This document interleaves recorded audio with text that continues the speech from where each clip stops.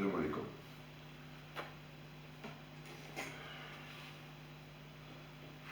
اليوم راح نحكي عن الانتقال الثقافي والمعادن النفيسة والمعادن النادرة. Donc la transition énergétique et les métaux rares et stratégiques. Est-ce que vous êtes déjà demandé par quoi est-ce que nous allons bien pouvoir remplacer le pétrole? C'est une question fondamentale. Alors c'est une question fondamentale parce que lors du CAP 21 qui s'est tenu à Paris en 2015, les grands pays industrialisés, ce qu'on appelle les G20 et l'OMC, ont fait un serment. Ils ont fait une charte.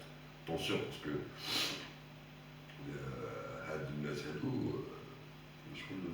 on dirait صلوا ودعوا ربي وداروا تعهد وداروا عهد مع بعضهم انهم à partir de 2050 on ne parle plus de l'énergie fossile.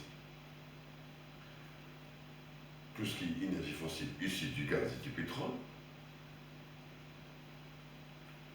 on ne va pas en parler. Allez, parce que le pétrole et le gaz qui produisent de l'énergie fossile est un problème pour l'environnement. Il faut décarboner l'économie mondiale. Il faut se sevrer paradoxalement à cette énergie qui a une influence sur la couche d'ozone, qui est en train d'augmenter le gaz à effet de serre. Donc il faut décarboner cette énergie et la remplacer par des énergies qui sont propres, des énergies plus sombres, plus délicates et améliorer l'environnement. De quoi parle-t-on?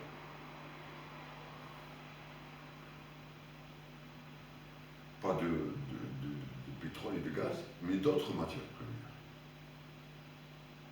qui vont faire la révolution de cette énergie. Donc on parle de ces énergies ont aussi besoin de matières premières. Les métaux rares et stratégiques, si je commence à vous citer, c'est comme j'ai fait de la poésie. On parle du lithium, on parle du cobalt, on parle du gadolinium, on parle du terres rares. Les terres rares, c'est une sous-catégorie de métaux rares. Les terres rares, on a le dysprosium, on a le niodyme, on a le parasidium, on a le terbium, l'herbium, le lithium, le parasidium, on a aussi le nickel, le chrome. Il y a une trentaine de métaux qui sont issus de matières premières que les industriels actuellement, ainsi que les chefs d'État, les appellent the next oil, le prochain pétrole. De quoi parle-t-on? On connaît tous les métaux hygiènes. On connaît le fer, on connaît le cuivre, on connaît l'aluminium, on connaît le plomb, on connaît l'arsenic, on connaît l'antimoine, on connaît le zinc, le soufre. Il y a plusieurs matières premières qui sont mais associées à ces métaux, il y a des fines métaux, des particules qui sont que c'est eux qui font cette révolution énergétique. Où trouve-t-on ces matières? Nous avons une mine qu'on appelle le Bayanambo en Mongolie, en Chine. Il y a une seule mine de Bayanambo qui approvisionne 90% des demandes mondiales. Et les 10% restants, c'est entre la Russie et les États-Unis. Le monopole chinois sur ces minéraux font de la Chine qui devenait un pays industrialisé et un pays producteur de cette transition énergétique. Je voudrais l'énergie issue de l'énergie verte, issue de ces métaux, ils sont tenir compte du pétrole et du gaz. Si on parle par exemple de l'énergie solaire, nous savons tous, c'est des panneaux photovoltaïques. Le spectre solaire ou le rayon solaire absorbé par ces cellules photovoltaïques vont transformer cette chaleur, vont chauffer, par exemple, c'est comme on dit la première génération des cellules photovoltaïques, ça a été à base de silicium. Le silicium qui a tendance à emmagasiner le spectre solaire, puis à chauffer une huile qui va générer de la vapeur. Cette vapeur va tourner une turbine, et quand on tourne une turbine, on retourne le starter, on aura de l'électricité de l'autre côté. Mais le problème de l'énergie solaire, c'est que l'intermittence. Personne n'a dit que l'énergie solaire est notre énergie du futur. L'énergie solaire a un problème, ce qu'on appelle l'intermittence. L'intermittence, c'est parce que le jour, il y a du soleil, et la nuit, il n'y a pas de soleil. Si un nuage qui passe, donc, va couper cette génération de cette énergie.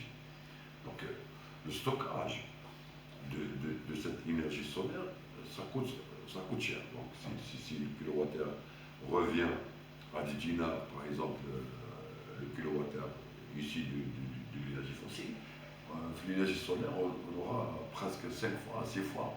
Donc, qui va payer 70 dinars le kilowattheure? Ainsi que l'éolien aussi, ce n'est pas notre énergie du futur. Allez, je pense que l'éolien a un problème d'équipement. C'est-à-dire les pales de l'éolien tournent par exemple à 2-3 tours, et nous avons besoin de 1500 tours pour avoir de l'électricité. Donc qu'est-ce qu'il faut faire? Il faut passer entre les pales et la génératrice une boîte de vitesse. Une boîte de vitesse qui va démultiplier ces 2-3 tours en 1500 tours par minute. Aussi, le problème de l'éolien, c'est pas question par manque de vent mais non, le problème, c'est que j'ai fait l'éolien offshore, et par intempérie par exemple, les pales s'arrêtent de tourner. Nous avons le problème, et généralement c'est l'organe le plus sensible l'éolien, l'équipement, c'est la boîte à vitesse. Elle craque. Donc, pour se déplacer, réparer ça en offshore, je ne bouge pas par bateau, donc on va utiliser des grands moyens, on va utiliser même les hélicoptères, parce qu'il y a 5000 foyers qui n'ont pas d'électricité cette nuit-là. Donc, on a un problème. Même pour l'éolien, c'est un problème. Actuellement, les Allemands ont dévasté tous les éoliens installés au nord de l'Allemagne sous prétexte qu'ils ne laissent pas les oiseaux migratoires de passer. Oui, le problème, c'est pas question que les oiseaux, l'être humain, le plus humain, c'est ça. Le problème, c'est qu'elle n'est pas vraiment rentable. À partir de 2050, il y a un expert du CNRS français qui a fait une étude concernant les besoins globaux de notre consommation actuelle. C'est-à-dire, dans 30 ans, de quoi on aura besoin. C'est même bien, on aura besoin de 200 fois la quantité du cobalt actuel, La consommation, par exemple, du l'iodium sera multipliée par 100 fois. C'est-à-dire la nécessité aussi pour le lithium, la voiture électrique, et le cobalt sera multiplié par 300 fois. Imagine, la prochaine génération, les 30 prochaines années, va consommer autant d'énergie, autant de ces métaux, pardon, que les 60 générations qu'ils ont précédées, depuis 70 000. Donc, qu'est-ce qu'il a de faire? Il faut recycler ces métaux. On est en train de penser, parce que recycler, c'est-à-dire ça coûte cher. Par exemple, pour les lantanes et les terres rares, les recycler, ça nous revient à 10 fois leur prix si on va les acheter de la mine. Concernant il faut éco-concevoir nos produits pour bien les recycler le futur. Donc il faut aller chercher euh, ces métaux